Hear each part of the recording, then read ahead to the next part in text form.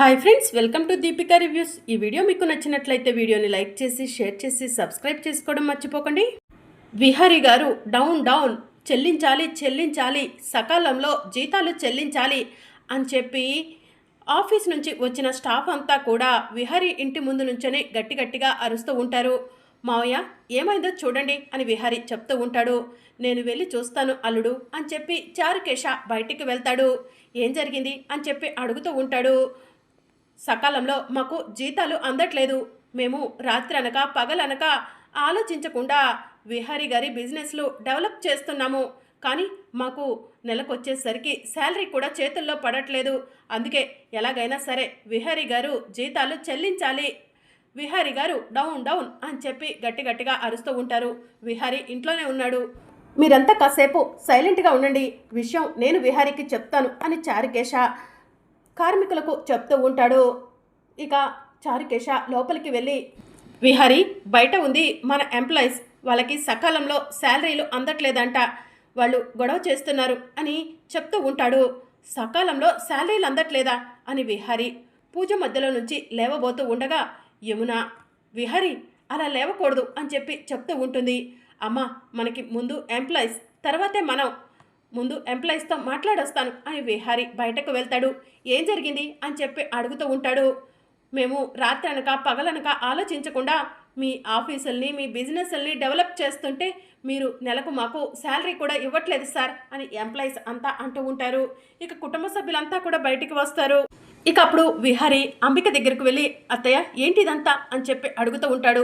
విహారీ కొన్ని కారణాల వల్ల నేను శాలరీలు ఇవ్వలేకపోతున్నాను అని చెప్పి చెప్తూ ఉంటుంది. ఏంటి ఆ కారణాలు అని చెప్పి విహారీ అడుగుతూ ఉంటాడు.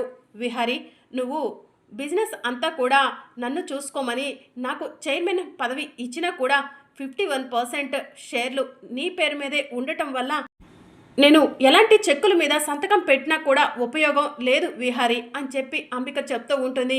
మరి ఈ సమస్యకు పరిష్కారం ఏంటత్తయ్య అని విహారీ అడుగుతూ ఉంటాడు. పవర్ ఆఫ్ పటాని ఎవరి పేరు మీద ఉంటే వాళ్ళు చెప్పిందే వేదం, వాళ్ళు ఇచ్చిన చెక్కులే చెల్లుతాయని బ్యాంక్ వాళ్ళు చెప్తున్నారు అని అంబిక చెప్తూ ఉంటుంది. సరే, మీ సమస్యకు ఇప్పుడే పరిష్కారం చూపిస్తాను అని విహారీ లోపలికి వెళ్తాడు. ఒక డాక్యుమెంట్ తీసుకొని వస్తాడు. విహారీ ఏంటా డాక్యుమెంట్ అని చారుకేశ అడుగుతూ ఉంటాడు.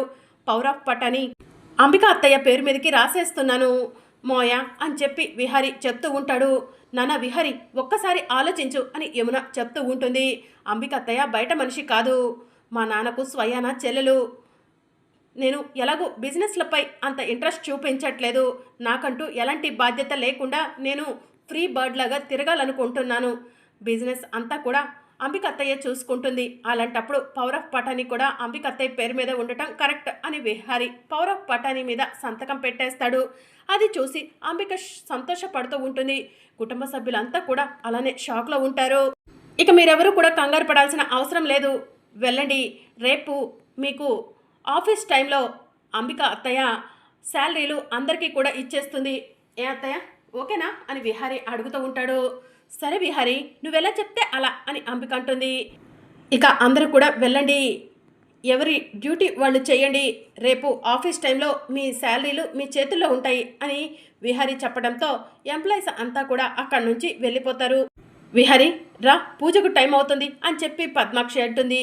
ఇక విహారీ సహస్ర చేతుల మీద పాపకు నామకరణం జరుగుతుంది. అలాగే బారసాల కూడా జరుగుతుంది. ఇక బారసాల పూర్తవటంతో అమ్మ, నీకు నేను ఇచ్చిన మాట పూర్తయిపోయింది, ఇక నేను బయలుదేరుతాను అని విహారీ అంటూ ఉంటాడు. అది కాదు నాన్న అని యమున అంటూ ఉంటే, అమ్మ బారసాల నామకరణం జరిగే వరకు నేను ఇంట్లోనే ఉండాలన్నావు, ఆ రెండు పూర్తయిపోయాయి, ఇక నేను బయలుదేరుతాను అని విహారీ చెప్తూ ఉంటాడు. విహారీ చెప్పేది వినరా అని యమున అంటూ ఉంటే, ప్లీజ్ అమ్మా నన్ను ఇబ్బంది పెట్టొద్దు అని విహారీ అక్కడి నుంచి వెళ్ళిపోతాడు. విహారీ పవర్ ఆఫ్ పటాని ఇంత ఈజీగా అంబికకు ఎలా రాసి ఇచ్చేశాడు అని చెప్పి చారుకేశ ఆలోచిస్తూ ఉంటాడు. అంబిక పవర్ ఆఫ్ పటానీని చేతిలో పెట్టుకొని విహారీని యమునక్కను ఇంట్లో నుంచి బయటకు గెంటడానికి కూడా వెనకడదు. అలాంటి మనస్తత్వం అంబికది. ఈ విషయం వెంటనే లక్ష్మికి చెప్పాలి అని చెప్పి చారుకేశ మనసులో అనుకుంటాడు. వెంటనే లక్ష్మికి ఫోన్ చేస్తాడు. ఇంకా లక్ష్మి కూడా బాబుకి బారసాల నామకరణం చేసి ఇంటికి వెళ్తూ ఉంటుంది. అప్పుడే లక్ష్మి ఫోన్ రింగ్ అవుతూ ఉంటుంది. లక్ష్మి ఫోన్ లిఫ్ట్ చేసి ఏంటి బాబాయ్ ఇలా ఫోన్ చేశారు అని చెప్పి అడుగుతూ ఉంటుంది. అమ్మా లక్ష్మి, నువ్వు ఇక్కడ లేకపోయేసరికి ఘోరం జరిగిపోయిందమ్మా అని చెప్పి చారుకేశ అంటూ ఉంటాడు.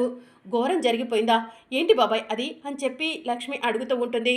అమ్మా లక్ష్మి, ఆ అంబిక చాలా తెలివిగా విహారీ దగ్గర నుంచి పౌరఫ్ పటాన్ని రాయించుకుందమ్మా. విహారీ కూడా ఆ అంబికకు పౌరఫ్ పటాన్ని రాసి ఇచ్చేశాడు. ఇక ఆస్తులు, బిజినెస్లు, షేర్స్ అన్నీ కూడా అంబిక చేతిలోకి వెళ్ళిపోయాయమ్మా. ఇక అంబిక నెక్స్ట్ తీసుకునే నిర్ణయం ఏంటో అని భయంగా ఉందమ్మా ఆలోచిస్తుంటే అని చారుకేశ చెప్తూ ఉంటాడు.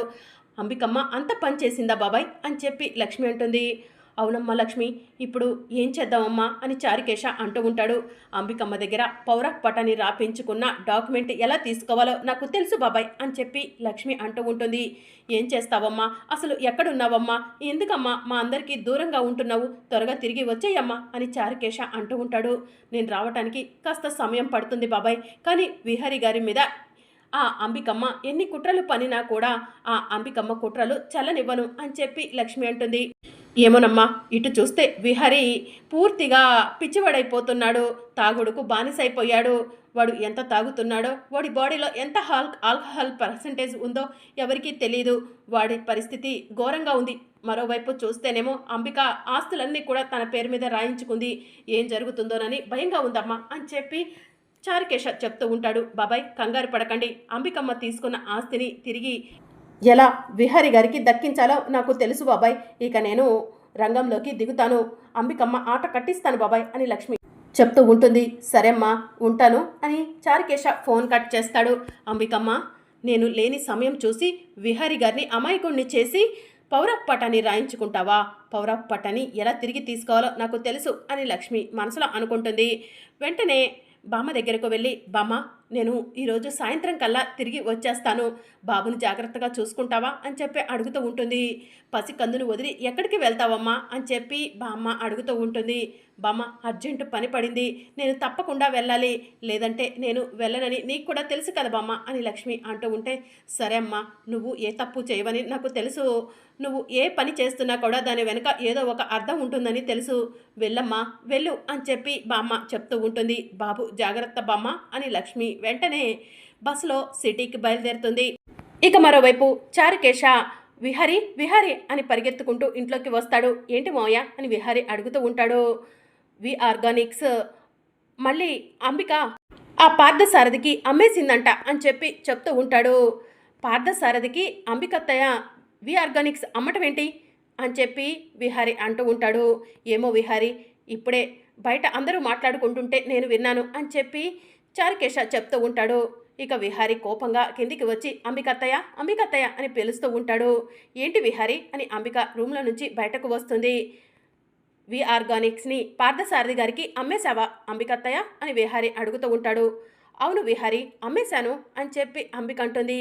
వి ఆర్గానిక్స్ ఎంతో కష్టపడి నేను లక్ష్మి ఆ స్థాయిలో నిల్చోబెట్టాము, అలాంటి వి ఆర్గానిక్స్ని పార్థసారథి గారికి అమ్మటం ఏంటత్తయ్య అని విహారీ అడుగుతూ ఉంటాడు. అది ఇప్పుడు నా హ్యాండ్ ఓవర్లో ఉంది కదా విహారీ, పౌరఫ్ పటాని నా చేతుల్లో ఉంది, నేను ఏదైనా అమ్ముకోవచ్చు, ఏదైనా చెయ్యొచ్చు అని చెప్పి అంబిక అంటుంది. మీ పైన నమ్మకంతో ఆస్తులన్నీ మీ చేతుల్లో పెడితే మీరు ఇలా చేయటం ఏం బాలేదత్తయ్య అని విహారీ అంటూ ఉంటాడు.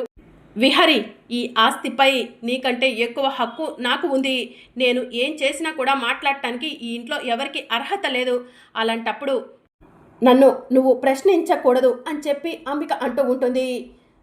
నా చేతుల్లో ఉన్న ఆస్తులన్నీ కూడా మీపై నమ్మకంతో మీకు రాసిస్తే మీరు ఇలా మాట్లాడటం బాలేదత్తయ్య అని విహారీ అంటూ ఉంటాడు. విహారీ, నేను చెప్పింది వింటూ నేను పెట్టింది తింటూ ఈ ఇంట్లో ఉండగలిగితే ఉండండి, లేదంటే ఇప్పుడే సామాను సర్దుకొని ఇంట్లో నుంచి బయటకు వెళ్ళిపోండి అని అంబిక అంటుంది. అంబిక, ఏం మాట్లాడుతున్నావే నువ్వు అని పద్మాక్షి అంటూ ఉంటుంది. అవునక్క, ఇప్పుడు ఈ ఆస్తులన్నీ నావే కదా, అందుకనే నేను ఏది చెప్తే అదే వేదం అని అంబిక అంటూ ఉంటుంది. మీరు కరెక్ట్గా లేరత్తయ్య అని విహారీ అంటూ ఉంటాడు. విహారీ, నువ్వు అమెరికాలో ఉన్నప్పుడు ఈ ఆస్తులన్నీ ఈ బిజినెస్లన్నీ నా హ్యాండ్ ఓవర్లో ఉన్నాయి, అలాంటిది నువ్వు అమెరికా నుంచి తిరిగి వచ్చి నా చేతుల్లో ఉన్న బిజినెస్ అన్నిటినీ కూడా నీ హ్యాండ్ ఓవర్ చేసుకున్నావు. ఆ లక్ష్మి నీ వెనక ఉందని చెప్పి నీ ఇష్టం వచ్చినట్టు చేశావు, నాకు ఆఫీస్లో విలువ లేకుండా చేశావు, నాకంటూ ఎలాంటి పదవి లేకుండా చేశావు. ఈరోజు పవర్ ఆఫ్ పటాని నా పేరు మీద ఉంది, నేను చెప్పినట్టు మీరు వినాలి విహారి అని చెప్పి అంబిక అంటూ ఉంటుంది. అంబిక, తెలివిగా మాట్లాడుతా అన్నా అనుకుంటున్నావా అని యమున అంటూ ఉంటుంది. తెలివిగా మాట్లాడట్లేదు, మీరు చేసిన మోసాన్ని ద్రోహాన్ని గుర్తు పెట్టుకొని మాట్లాడుతున్నాను అని చెప్పి అంబిక అంటూ ఉంటుంది. మోసం చేశామా, ద్రోహం చేశామా, ఏం చేశాం అని చెప్పి విహారి అడుగుతూ ఉంటాడు. ఆ లక్ష్మి నీ వెనుక ఉందని చెప్పి ఆ లక్ష్మిని చూసుకొని నా చేతుల్లో ఉన్న సీఈఓ పదవిని తొలగించి ఆ లక్ష్మిని సీఈఓని చేశావు. అవన్నీ నాకు బాగానే గుర్తున్నాయి విహారి. ఈ ఇంట్లో వాళ్ళందరికీ ఒకటే చెప్తున్నాను, నేను పెట్టింది తింటూ నా హ్యాండ్ ఓవర్లో ఉంటాను, నా కాలు కింద చెప్పుల్లా ఉంటాను అంటే ఉండండి, లేదంటే తట్టబుట్ట సర్దుకొని వెళ్ళిపోండి అని అంబిక చెప్పడంతో, అంబిక నువ్వు విహారిని మోసం చేస్తున్నావు, నువ్వు బాగుపడవు అని చారుకేశ అంటూ ఉంటాడు. బావా, ఇలాంటి మాటలు చాలానే విన్నానులే అని చెప్పి అంబిక అంటుంది. అమ్మా, అంబికత్తయ్య మన వెంటే ఉంటూ పౌర పటాని రాయించుకొని ఇలా చేస్తుందని అసలు అనుకోలేదు. మనకు విలువ లేనప్పుడు మనం ఈ ఇంట్లో ఉండటానికి వీల్లేదమ్మా అని విహారి అంటాడు. నాన్న విహారి, ఇది మీ నాన్న కష్టపడి సంపాదించిన ఆస్తిరా అని యమున అంటూ ఉంటుంది. నాన్న కష్టపడి సంపాదించిన ఇప్పుడు అంబికత్తయ్య చేతిలో ఉంది కదమ్మా, అంబికత్తయ్య చెప్పినట్టు విందామా, అంబికత్తయ్య కాలు కింద చెప్పులా ఉందామా అని విహారి అంటూ ఉంటాడు. అంబికత్తయ్య చూస్తుండు, నువ్వు చేసిన మోసానికి ద్రోహానికి తప్పకుండా నీకు శిక్ష పడుతుంది అని చెప్పి విహారి అంటూ ఉంటాడు. బావా, అంబిక పిన్ని మాటలను పట్టించుకోకు, ఎందుకు బావా ఇక్కడి నుంచి వెళ్ళి ఎక్కడ ఉంటాం బావా అని సహస్ర అంటూ ఉంటుంది. సహస్ర నాతో ఉండాలనుకుంటే పాపని నీ లగేజ్ని తీసుకొని వచ్చేయి, అమ్మా నువ్వు కూడా వెళ్ళు అని విహారి చెప్పడంతో ఇక యమున వెళ్ళి లగేజ్ తెచ్చుకుంటుంది. సహస్ర, నువ్వు మాతో వస్తున్నావా లేదా అని విహారి అడుగుతూ ఉంటాడు. వస్తాను బావా అని సహస్ర కూడా తన లగేజ్ తీసుకొని వస్తుంది. అంబికత్తయ్య, నువ్వు చేసిన తప్పుకు దేవుడు తప్పకుండా శిక్ష విధిస్తాడు, చూస్తూ ఉండు అని విహారి అంబికకు వార్నింగ్ ఇచ్చి లగేజ్ తీసుకొని ఇంట్లో నుంచి బయటకు వెళ్తూ ఉంటాడు. ఇక విహారి అక్కడి నుంచి వెళ్ళిపోగానే లక్ష్మి విహారి ఇంటికి వస్తుంది. విహారి గారు, విహారి గారు అని పిలుస్తూ ఉంటుంది. అప్పుడే అంబిక బయటికి వస్తుంది. ఓ లక్ష్మి గారా, ఏంటి ఇలా వచ్చారు, చాలా రోజుల తర్వాత దర్శనమిచ్చారు అని చెప్పి అంబిక అంటూ ఉంటుంది. అంబికమ్మ, నువ్వు చేసిన మోసం ద్రోహం అన్నీ తెలిసిపోయాయి. పౌరప్ పటాని నీ పేరు మీద రాయించుకొని విహారీ గారిని మోసం చేయాలని చూస్తున్నావు కదా అని లక్ష్మి అంటుంది. పిచ్చి లక్ష్మి, పౌరప్ పటాని నా పేరు మీద రాపించుకున్న వరకే నీకు తెలిసినట్టుంది. పౌరప్ పటాని రాయించుకొని ఆ విహారీని, వాడి అమ్మని, వాడి భార్యని ఇంట్లో నుంచి బయటకు గెంటేశాను అని అంబిక అంటుంది. అంబికమ్మ అని లక్ష్మి అంటూ ఉంటే, ఏంటి లక్ష్మి నమ్మబుద్ధి కావట్లేదా, ఒక్క నిమిషం ఆగు, డాక్యుమెంట్ తీసుకొస్తాను అని చెప్పి అంబిక లోపలికి వెళ్ళి డాక్యుమెంట్ తీసుకొచ్చి లక్ష్మికి చూపిస్తూ ఉంటుంది. లక్ష్మి డాక్యుమెంట్ని చూస్తూ అంబిక కళ్ళ ముందే డాక్యుమెంట్ని చించి అంబిక మొహం మీద విసిరి కొడుతుంది. మరి అప్కమింగ్ ఎపిసోడ్లో ఏం జరగనుందో తెలుసుకోవాలనుకుంటున్నారా? అయితే ఛానల్ను సబ్స్క్రైబ్ చేసుకుని సపోర్ట్ చేయడం మర్చిపోకండి. Thank you for watching.